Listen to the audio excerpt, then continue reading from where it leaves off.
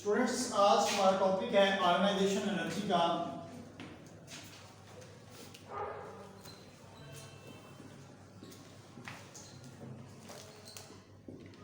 Ionisation energy जो है ये होती क्या है एक्चुअली, थोड़ा सा इसके बारे में इंट्रोडक्शन कर लेते हैं आयोनाइजेशन एनर्जी के बारे में कि हमारे पास it is termed as loss of electron. ठीक है, हम ये कहते हैं कि आयोनाइजेशन एनर्जी किसके अबाउट है, लॉस ऑफ इलेक्ट्रॉन के अबाउट होती है।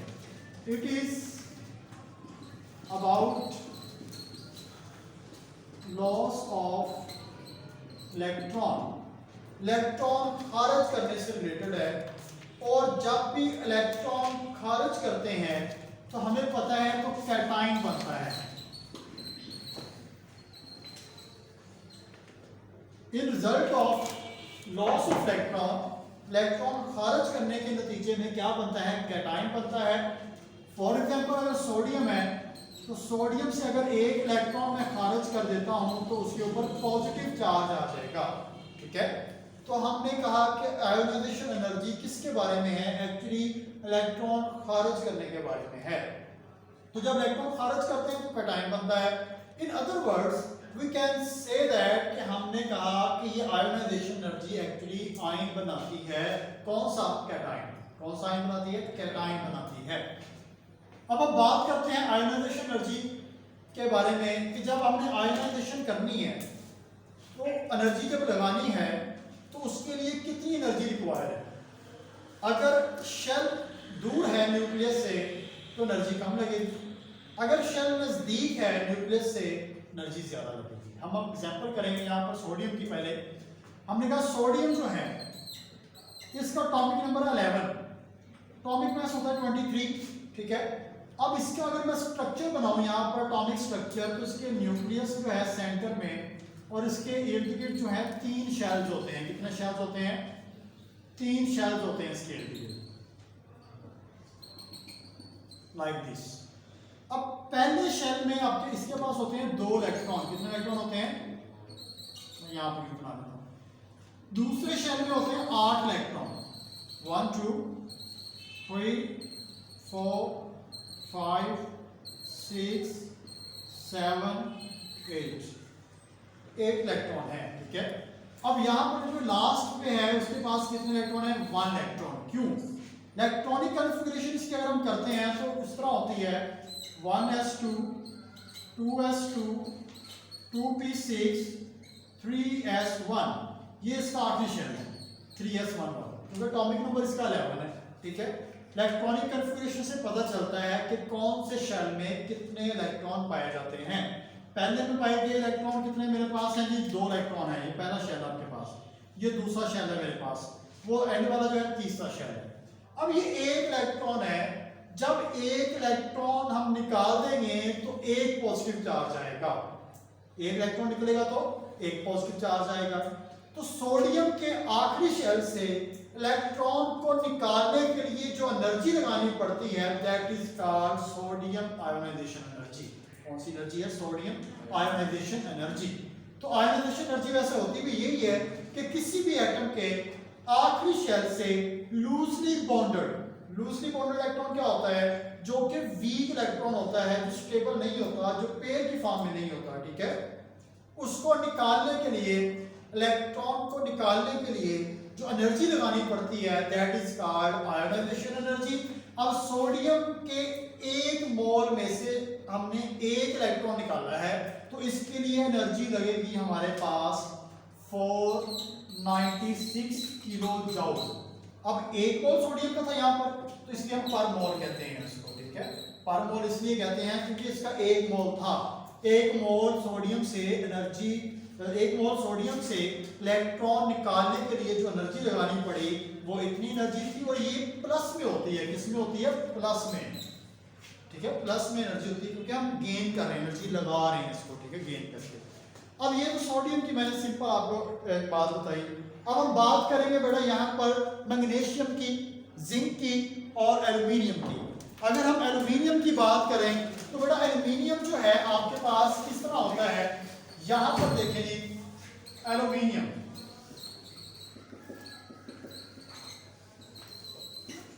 एल्यूमिनियम जो है हमारे पास उसका एटॉमिक नंबर 13 है। एल्यूमिनियम का एटॉमिक नंबर कितना होता है? 13। हम इसकी इलेक्ट्रॉनिक कन्फिगरेशन करते हैं 1s2 2s2 3p6 sorry 2p6 and 3s, ठीक है 2 ये देखिए। अब यहां पर देखिए 1s2 2s2 2p6 10 ये हो गए, 3s2 3p1 जैसे स्कूल पब्लिक स्कूल फिर पब्लिक स्कूल, तो उस तरतीब के साथ हमने इसको देखना है। अब शेल इसका देखते कौन कौन सा है। ये मेरे पास पहला शेल है, ये दूसरा शेल है, ये तीसरा शेल है और लास्ट शेल भी इसको हम बोलते हैं। अगर इसकी मैं डायग्राम बनाऊं तो क्या होगा जी, डायग्राम में इसको हम कैसे रिप्रेजेंट कर सकते हैं। ये मेरे पास जो है न्यूक्लियस है इसका,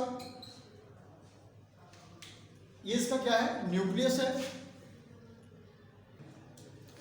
ओके स्टूडेंट्स, हमने बात की अभी कि हमारे पास एल्यूमिनियम जो है 13 एटॉमिक नंबर है उसका, इलेक्ट्रॉनिक कन्फिगरेशन उसकी ये होगी, तो ये उसका पहला शेल है, ये दूसरा है, ये थर्ड शेल है, लास्ट वन भी यही होगा। अगर हम इसका स्ट्रक्चर ड्रा करें तो हमने कहा सेंटर में क्या है? न्यूक्लियस है, ठीक है। इसके इर्द गिर्द ये वाला शेल क्या होगा? पहला शेल होगा इसका। ये वाला क्या होगा जी? दूसरा शेल होगा। लास्ट वाला क्या होगा जी? इसका तीसरा शेल कहलाएगा, ये वाला।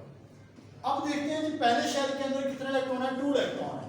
मैं यहां पर 1 इलेक्ट्रॉन 2 इलेक्ट्रॉन ये ड्रा कर दिए मैंने। दूसरे शेल के अंदर 2 and 6 8 इलेक्ट्रॉन्स हैं। 1 2 3 4 5 6 7 8 8 इलेक्ट्रॉन। अब लास्ट वाले के पास 3 इलेक्ट्रॉन है, 1 2 3। अब जरा very important phenomena is going to be here कि आपके पास ये एल्यूमिनियम के आपस में 3 इलेक्ट्रॉन है। सबसे पहले तो ये आपको पता होना चाहिए कि जिस एटम के आखिरी शेल में 3 या 3 से कम इलेक्ट्रॉन हो वो इलेक्ट्रॉन डोनेट करने को प्रेफर करता है। किसको प्रेफर करता है? ये केमिस्ट्री का एक रूल है, वैलेंसी के अंदर आप इसको स्टडी करते होते हैं कि अगर किसी एटम के आउटर मोस्ट शेल में 3 या 3 से कम इलेक्ट्रॉन होते हैं वो इलेक्ट्रॉन देने को प्रेफर करता है। अब ये 3 इलेक्ट्रॉन है, ये इलेक्ट्रॉन देने को प्रेफर करेगा। होगा क्या जी? जब इसने ये वाला शेल में से इस इलेक्ट्रॉन को निकाल दिया, ठीक है, 3 इलेक्ट्रॉन थे, अब 1 इलेक्ट्रॉन निकाल दिया, हम इसको अरेज करते हैं यहां से, फिर इसका साइज देखते हैं क्या होगा।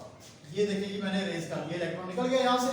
अब ये इलेक्ट्रॉन यहां पर चला गया, अब ये वाला इलेक्ट्रॉन यहां पर आ गया। अब एल्यूमिनियम पर 1 पॉजिटिव चार्ज आ गया, ठीक है, 1 इलेक्ट्रॉन निकला, 1 पॉजिटिव चार्ज। अब इसका स्ट्रक्चर जो होगा थोड़ा सा करीब आ जाएगा न्यूक्लियस से, ये चीज हो गई, इलेक्ट्रॉन निकल गया।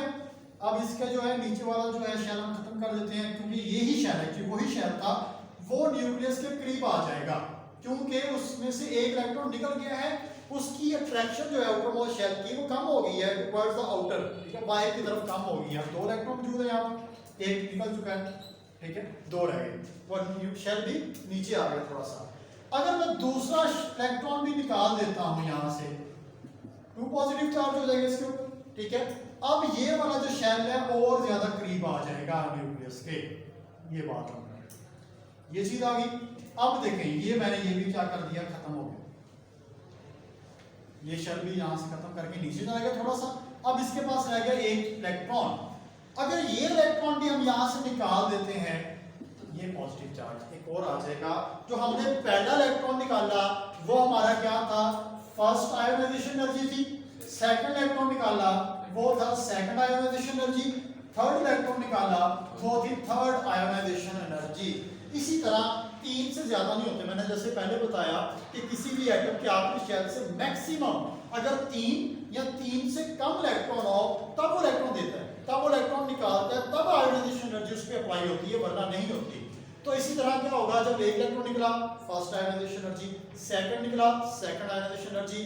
अब यहाँ पर एक क्वेश्चन यहाँ बच्चे ने किया था वो बताने लगा हूं। जब शेल यहाँ पर था, ठीक है, और जब शेल यहाँ पर था, ऐसे था ना, ऐसे भी करीब आया उसके, अब जब ये निकला है 3 पॉजिटिव चार्ज आ गया तो ये शेल ही खत्म हो जाएगा इसका, ये शेल क्या हो जाएगा, खत्म हो जाएगा ना, जब इलेक्ट्रॉन ही नहीं रहे उसमें से तो शेल भी क्या हुआ, खत्म हुआ। तो जब शेल हम कह देते हैं यहाँ पर था, 3 सूरतें बनी ना इसकी। पहली सूरत थी कि जब शेल जो है इलेक्ट्रॉन न्यूक्लियस से काफी दूर था, जब एक इलेक्ट्रॉन निकालने से पहले, पहला इलेक्ट्रॉन निकालने से पहले। अब आपने देखना है इसको जब इलेक्ट्रॉन निकाला तो आयोनाइजेशन एनर्जी कम लगेगी हमारी, क्यों कम लगेगी, ये न्यूक्लियस से दूर है। अब I2 जो है ये करीब चला गया न्यूक्लियस से, फिर थोड़ी सी ज्यादा लगेगी एनर्जी हमारी, क्योंकि न्यूक्लियस को अट्रैक्ट कर रहा है। जब और नीचे चला गया फिर और एनर्जी ज्यादा लगेगी। So we can say that कि हमारे पास जो आयोनाइजेशन एनर्जी फर्स्ट है is less than second ionization energy, that is less than third ionization energy.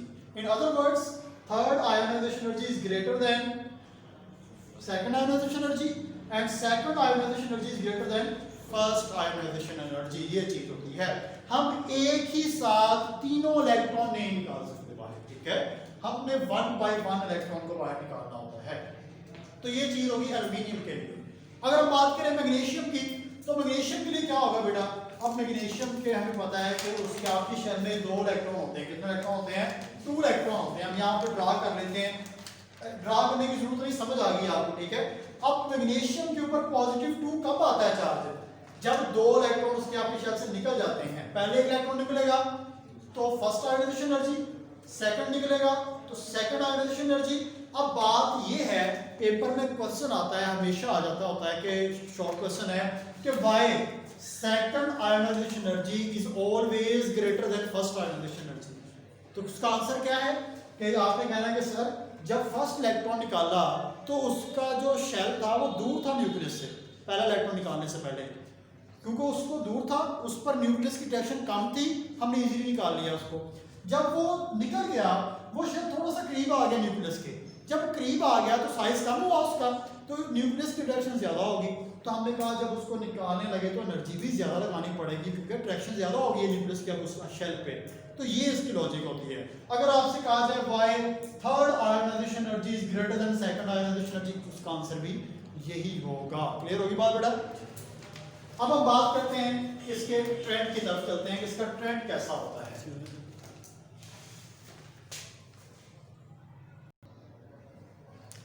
Trend of ionization energy in periodic table.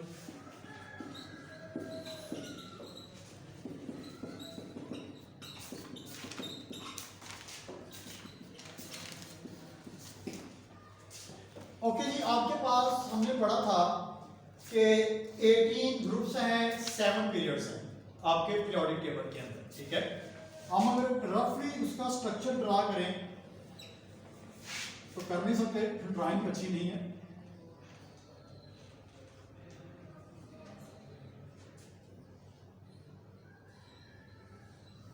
Like this. अब देखिए, अब यहां पर जो है आपके पास क्या है, ये ग्रुप्स हैं आपके पास, पीरियड्स हैं। ग्रुप्स कितने हैं, 18 ग्रुप्स हैं आपके पास। अगर हम डाउनवर्ड आए, टॉप टू बॉटम आए यहां से, तो क्या होता है हमारे पास, टॉप टू बॉटम आए, आपके पास एटम का साइज जो है पहले डिक्रीज होता है, कम होता है, आहिस्ता आहिस्ता क्या होता है, इंक्रीज होता है। एटम के साइज की बात की मैंने एटम के साइज की बात की है। जब हम टॉप टू बॉटम आए ग्रुप्स में तो क्या होता है, एटम का साइज पहले कम होता है, जैसे जैसे शेल बढ़ रहे हैं एटम का साइज भी क्या होगा, बढ़ता जाएगा। एग्जैक्ट बेटा यही पॉइंट है। आप कंफ्यूज हो रहे हैं तो छोड़ दें इस कंफ्यूजन को। आपने कहना है कि जब टॉप टू बॉटम आएंगे तो हमारे पास एटम का साइज इंक्रीज होता जाएगा। अब यहाँ पर देखें, आपके पास ये न्यूक्लियस है, ये न्यूक्लियस है, ये न्यूक्लियस है और ये न्यूक्लियस है। ये आपका आउटर मोस्ट शेल है, ये आउटर मोस्ट शेल है, ये है यहाँ तक, यहाँ से यहाँ तक, यहाँ से यहाँ तक। अब इसको देखें, ये आउटर मोस्ट शेल न्यूक्लियस के ज्यादा करीब है, इसको इलेक्ट्रॉन को निकालने की एनर्जी ज्यादा लगानी पड़ेगी, क्योंकि ये न्यूक्लियस के क्या है, ज्यादा करीब है। तो we can say that in groups क्या होता है, आयोनाइजेशन एनर्जी इंक्रीज होती है। आयोनाइजेशन एनर्जी क्या होती है, जैसे जैसे टॉप टू बॉटम जाते हैं तो आयोनाइजेशन एनर्जी क्या होती है, इंक्रीज होती जाती है, ठीक है। यहाँ बात कर लेते हैं ionization energy increase top to bottom, decrease नहीं होनी, डिक्रीज नहीं होनी, डिक्रीज होगी। Good, yes, good. क्योंकि ये देखें ना, यहाँ पर इलेक्ट्रॉन है, यहाँ से एनर्जी लगाने के लिए, निकालने के लिए बहुत ज्यादा एनर्जी चाहिए। थोड़ा सा नीचे आएंगे उससे कम हो जाएगी, और नीचे आएंगे यहाँ पर थोड़ी और कम आयोनाइजेशन एनर्जी लगानी पड़ेगी। जब लास्ट पे देखें तो बहुत कम लगानी पड़ेगी आयोनाइजेशन एनर्जी। जैसे जैसे एटम का साइज बढ़ता जाएगा उसका आठवीं शेल भी दूर होता जाएगा, और एनर्जी कम लगानी पड़ेगी इलेक्ट्रॉन निकालने के लिए। तो इसमें अगर बात करें तो मेरे पास एटम का साइज पहले ये बहुत ज्यादा बड़ा है, फिर स्मॉल, फिर और स्मॉल, फिर और स्मॉल, इस तरह होता जाएगा। ठीक है, तो आपके पास हम कह सकते हैं कि आपके पास यहाँ से इलेक्ट्रॉन निकालना हो तो एनर्जी कम, फिर और ज्यादा, फिर और ज्यादा, फिर और ज्यादा, फिर और ज्यादा। तो पीरियड्स के अंदर क्या होता है, हमने कहा पीरियड्स के अंदर होता है कि आयोनाइजेशन एनर्जी क्या होती है, डिक्रीज होती है, इंक्रीज होती है, सॉरी।